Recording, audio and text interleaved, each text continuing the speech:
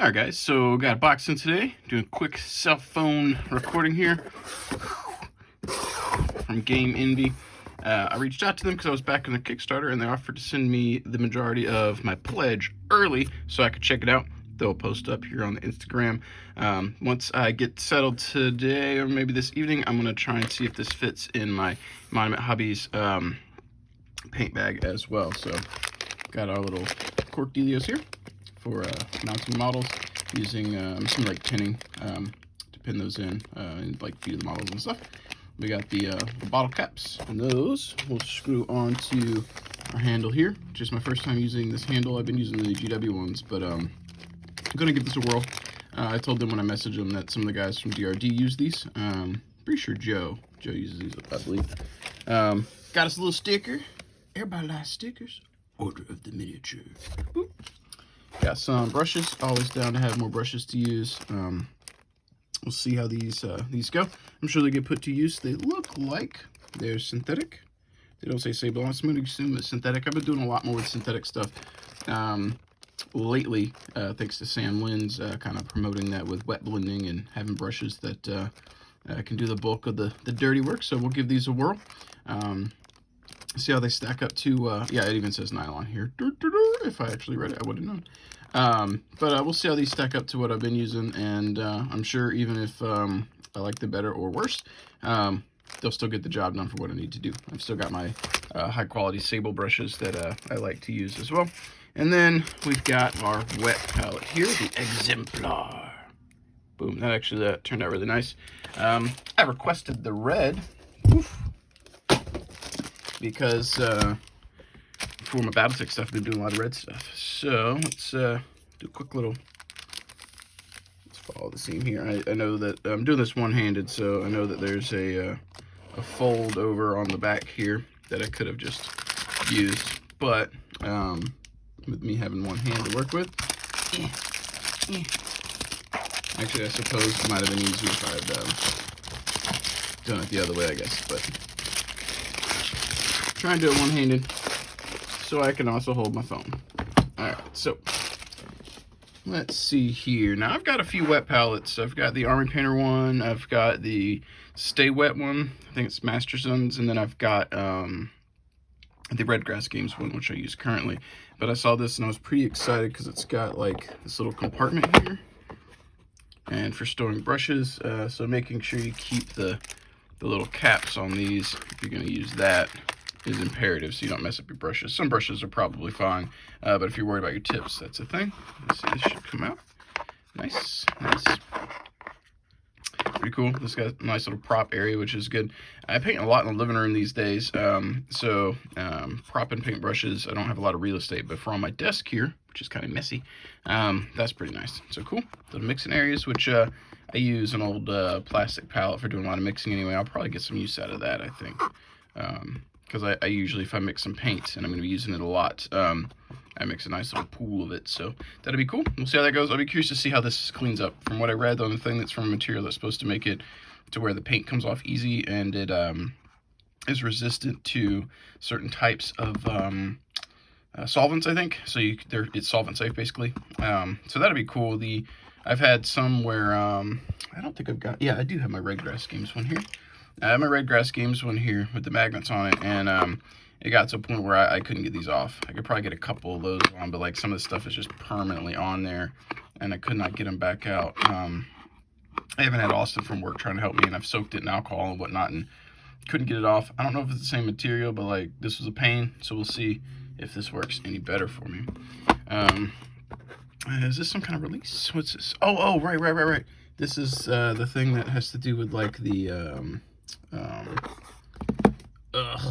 it's like a vent, yeah, because it's got like the hole here, yeah, so it can allow this to breathe if you want it to. So yeah, cool. And let's see, let's pop her open here. The lid works. This does feel very secure. The Red Grass Games one here uses one of these little elastic bands, which is not, it's not bad. I mean, it's never been a problem, but I often don't use it because I move the palette around a lot. And with this, having these, it's just a little more convenient just to clip it. Also kind of secure, not going to slide off. Like I said, the red grass creams one was fine, but for the most part, I didn't use it often because I would just slap the lid on and move on. So with these, because they're part of the design, there's no like, you know, forget it. Like they're just there, just clip them when you're done. So the security will not go on unnoticed. So inside of the lid there. And let's see here, we got our paper and our little sponges. Oh man, doing this one-handed is a feat. I intended to just do this as a quick unboxing and just be like, look what I got. And now it's almost 6 minutes in here, I'm still going. But I was really excited to check it out because I've used a few wet palettes. Let me see. All right, so this material I can already tell you is, all right, so there's one of the sheets. All right, so that's, it feels a little thicker than what I'm used to. But if the, if the absorption or the moisture comes through properly and allows the paint to stay wet, it doesn't much matter if it's thicker or thinner. So we'll see how the paper goes. And these are little, like the sponge material. So it feels similar to the Red Grass Games one, but it's a lot softer and thin. The Red Grass Games one, when it dries out, it gets real kind of brittle or stiff. This is really soft, so I'll be curious to see how that works out. So when we set this up, let's move some things to the right over here. We'll have our foam insert. Got a little lip here. Now, for this, I might try and get a little, was it brass rod or copper rod you get to put in the little lip on these to help keep the bacteria away. I might actually do that. My other wet palettes kind of get a little nasty. And then we've got our little palette sheet here. All right, so that actually, it gives a little, you can't quite tell because this is white on white. There you go, you can see a little seam. So got a little overlap there. It's pretty flush on this side or close to it, so you can kind of slide it and get it where you want it. But yeah, so as a feature, I'm not sure if this was meant to be, but as a feature, being able to, because where I paint, I have a fan that runs, so it tends to dry my palette out quite a bit. So I have to refill, at least on my current one. We'll see if this one's different, but I'm assuming it'll be similar because there's just air blowing across it. Having a little area where I can kind of pour some water to refill it up, and then there's the little sponge right there, so I have a little bit of extra clearance. You know, sometimes I'll do it and I'm like ham-fisted and poof, water just hits the top of this, and that's a nightmare. So having that little extra lip's not bad.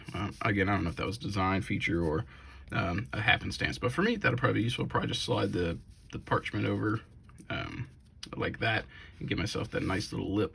And some people I have read have been known to use their brush to touch their hydration pad to get it wet for blending and stuff. I'm not sure that's something I'll do, but if that's what you do, you got a little exposed area.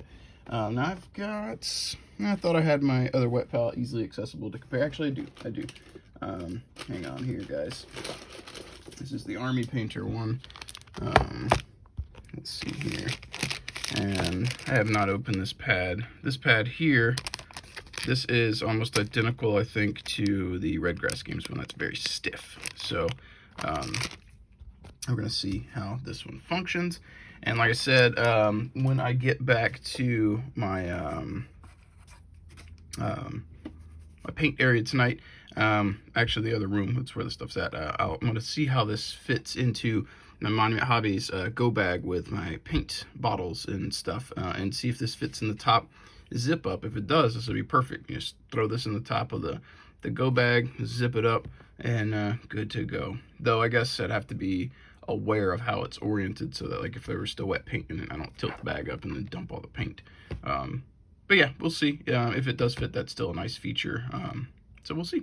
Anyways, for those of you guys who have made it this far on Instagram, wherever I'm posting this, thanks for tuning in for the impromptu exemplar checkout here. I know that they've got, I think when I backed the Kickstarter a couple days ago, they had like 9 days left. So this is going to be going or ending soon.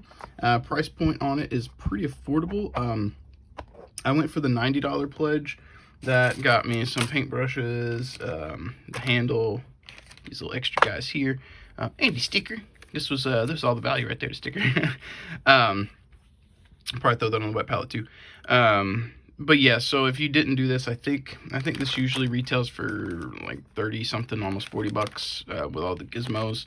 I don't remember what the brushes were. I feel like the price point on that was minimal compared to the paint handle here and this, but I feel like this was like 30 something. If I'm honest, I just kind of saw it, wanted it, and hit the button and went. Some people might not have that hobby luxury from time to time. Right now I had, extra cash, so I just was like, I want it, so I got it. But point being, I think this is in the $30-ish range, give or take a couple bucks, which is comparable to the Masterson's wet, Stay Wet one, whatever it's called. I think that one's like less than 20, and the Army Painter one I think is right around 30. I feel like the Red Grass Games one is like 50. Not 100% on that. But point being, price point on this is in a similar price range to a lot of the other wet palettes on the market.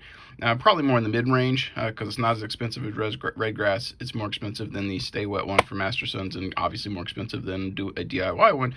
But it's on par for the Army Painter one, and I think this one's probably got some more features. So we'll see how I like it once I get going. And because I've spent money on it, I hope I like it. And if I somehow don't like it, I'm sure I can still make it work. I highly doubt that there's going to be anything I don't like on this thing. So we'll see. But anyways, thank you guys for tuning in. If you happen to be in the market for a wet palette, check out Exemplar. I'll put a link in the description here. Going on Instagram and going to the face or the YouTubes, wherever I post this up, I'll put a link. So if you made it this far, check them out. Let them know what you think. If you back it, let me know, and share your thoughts when yours comes in as well. I think that they're looking to have these delivered. I think their estimated date is the end of the year, December, which is pretty speedy. So if you happen to get one and you want to share your thoughts with me, especially if you're seeing this on the YouTube, drop a comment when yours comes in. Let me know your thoughts. Let me know what you like, didn't like, or anything in between. I'd love to hear what you got to say. But as always, thank you guys for tuning in. Keep painting those models, keep rolling those dice, and I'll catch you next time.